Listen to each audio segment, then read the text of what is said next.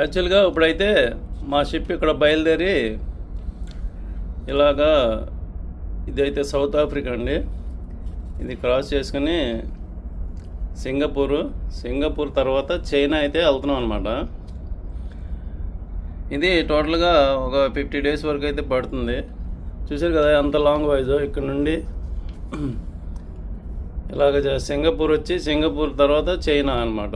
ఇది చైనా. చూశారు కదా చాలా పెద్ద లాంగ్ వైజ్ అండి. ఇది దాదాపు 50 రోజుల వరకు అయితే పడుతుందన్నమాట మేము ఇక్కడ వెస్ట్ ఆఫ్రికా నుండి చైనా వెళ్ళడానికి.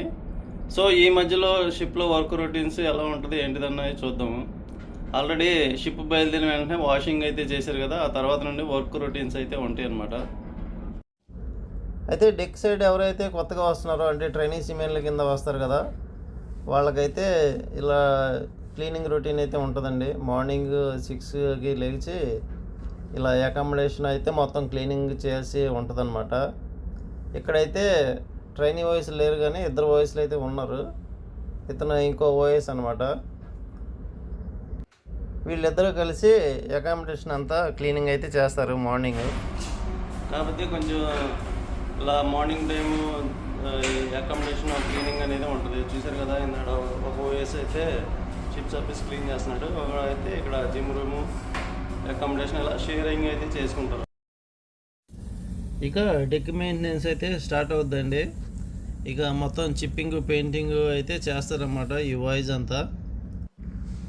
ఇక ఏదన్నా పైన ఏమన్నా చిప్పింగ్లో చేయాలంటే ఏబీలో అయితే వెళ్తారండి. అంటే ఏమన్నా రిస్క్ ఏరియాలో అలాంటి వాటిలో చేయాలంటే ఇలా కింద పక్క చేయాలంటే ఓఎస్ఎల్ని అయితే పంపిస్తారన్నమాట. చూస్తున్నారు కదా.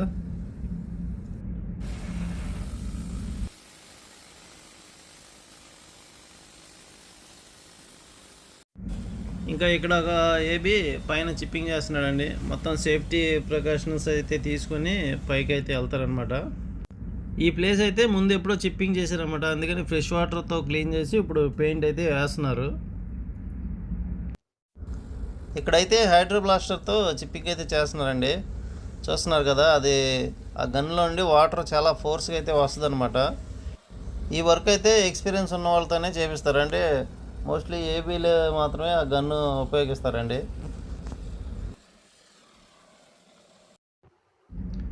ఇక చిప్పింగ్ అయిపోయిన ప్లేస్ అంతా మళ్ళీ పెయింటింగ్ అయితే వేస్తారండి.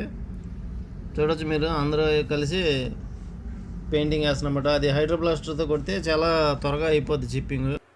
ఇక సెయిలింగ్లో అయితే ఇలాగ చిప్పింగ్ పెయింటింగ్ అయితే ఉంటుందండి. ఇక పోర్ట్ వచ్చే ముందు అయితే స్టీరింగ్ ఒకటి చేయాల్సి ఉంటుంది. స్టీరింగ్ తర్వాత మోరింగ్ ఆపరేషను, పోర్ట్ వాచ్లు అయితే ఉంటాయి వీళ్ళకి. ఇక ఇంజిన్ రూమ్ వర్క్ విషయానికి వస్తే ఇక ఆయిలర్లకి నార్మల్గా క్లీనింగ్ రొటీన్ అయితే ఉంటుందండి.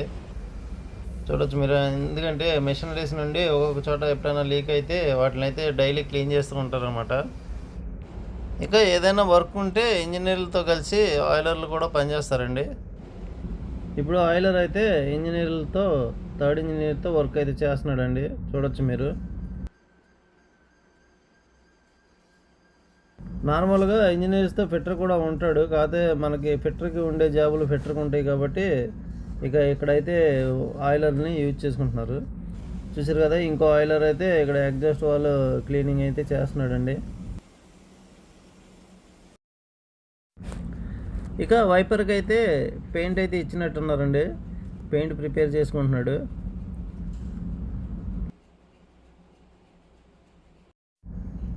వైపర్ అయితే ఇక్కడ ప్యూరిఫైర్ రూమ్లో అయితే పెయింట్ అయితే వేస్తున్నాడండి. చూడొచ్చు మీరు.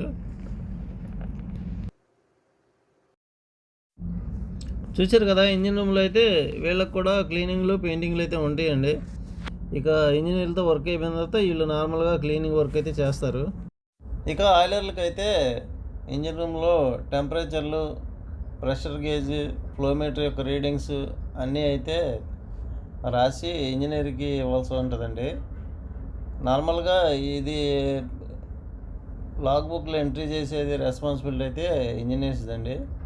ఇక రీడింగ్స్ ఇవన్నీ అయితే ఆయిలర్లకు అయితే చెప్తూ ఉంటారు అన్నమాట. వీళ్ళు అయితే రాసి వాళ్ళకి ఇస్తే వాళ్ళు లాగ్ బుక్లో ఎంట్రీ అనేది చేస్తారు. చూశారు కదా, ఇక్కడ వైపర్ అయితే జనరేటర్ యొక్క రీడింగ్స్ అన్నీ అయితే రాసుకుంటున్నాడండి. అలాగే జనరేటర్ మెయిన్ ఇంజిన్ కాకుండా ఇంకా చాలా ఫ్లో మీటర్లు, ప్రెషర్ గేజ్లు, టెంపరేచర్లు అయితే అన్నీ రాసి ఇవ్వాల్సి ఉంటుంది అనమాట. ఇక ఇక్కడైతే 4th ఇంజనీర్ అయితే రీడింగ్స్ తీసుకుంటున్నాడు అన్నమాట. చూడొచ్చు మీరు.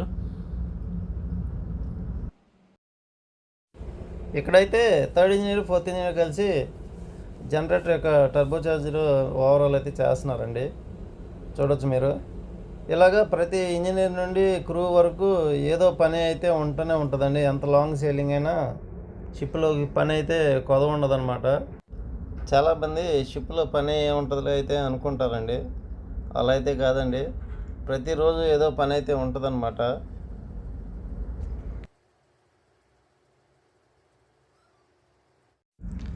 ఇక ఫిట్టర్ విషయానికి వస్తే ఇలాంటి స్క్రాప్ పనులన్నీ రెడీగా ఉంటాయండి. ఎందుకంటే ఇది డెక్ మీద వాళ్ళు జిప్పింగ్ చేయటం మొదలెట్టిన కానీ మనకి వర్క్ తగులుతూనే ఉంటుంది అనమాట. చూడొచ్చు మీరు. ఈ వీలైతే ప్రిపేర్ అయితే చేశాను నేను. చూశారు కదా, ఇప్పుడు వీలైతే ఫిక్స్ చేశాను. అయితే మనకి ఇలాంటి పనులు అయితే వస్తూ ఉంటాయండి. ఆ టైంలో అక్కడ ఉన్న మెటీరియల్ని బట్టి చూసుకొని మనం తయారు చేయాల్సి ఉంటుంది. ఇది షిప్ యొక్క పొగ్గొట్టం అండి. మెయిన్ ఇంజిన్ నుండి, జనరేటర్ నుండి వచ్చే పొగ అంతా ఇలా పైకి వస్తుంది అనమాట. ఇప్పుడు పైన అయితే ఉన్నాం మేము.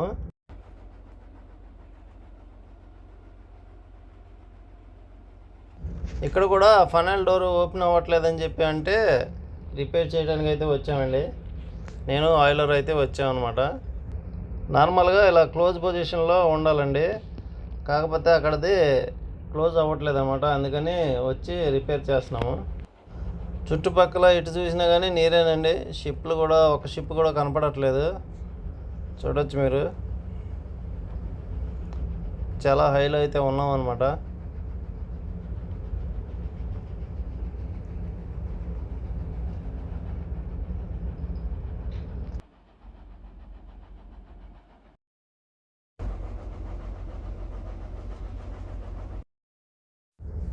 అయితే డోర్ అయితే రిపేర్ చేసి ఫిక్స్ చేసామండి. ఇప్పుడు సౌత్ ఆఫ్రికా దగ్గరలో అయితే ఉన్నాం అనమాట. ఇక్కడ కొన్ని షిప్లు అయితే కనబడుతున్నాయి. కానీ ఇక్కడ ఈ షిప్ కనిపిస్తుంది చూసారా, దానికి కొద్దిగా ప్రత్యేకత అయితే ఉందండి. చూడొచ్చు మీరు. ఆ షిప్ ప్రత్యేకత ఏంటంటే ఆ షిప్ 3 షిప్లను అయితే క్యారీ చేస్తుంది. చూడొచ్చు మీరు. చాలా లాంగ్ నుండి అయితే వెళ్తుంది అనమాట. కాకపోతే జూమ్ చేసి చూపిస్తున్నాను. ఇలాంటి రేరుగా కనపడుతూ ఉంటాయండి మాకు కూడా. చూసారు కదా, 3 షిప్లు అయితే ఉన్నాయి. చిన్న సైజు షిప్లు అనమాట. సౌత్ ఆఫ్రికా దగ్గరలో ఉన్నాం కాబట్టి కొన్ని వేరే షిప్లు కూడా కనబడుతున్నాయండి.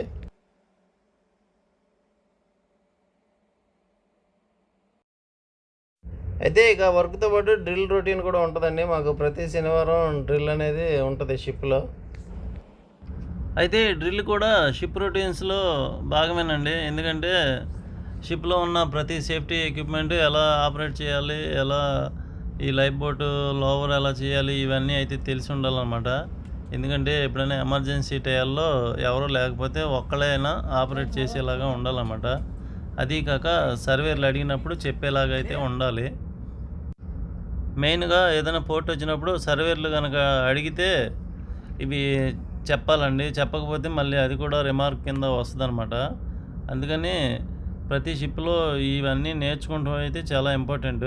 చూసే కదండి, ఇలాగా ప్రతి శనివారం వస్తే మాకు ఇలా డ్రిల్స్ అయితే ఉంటాయి అన్నమాట.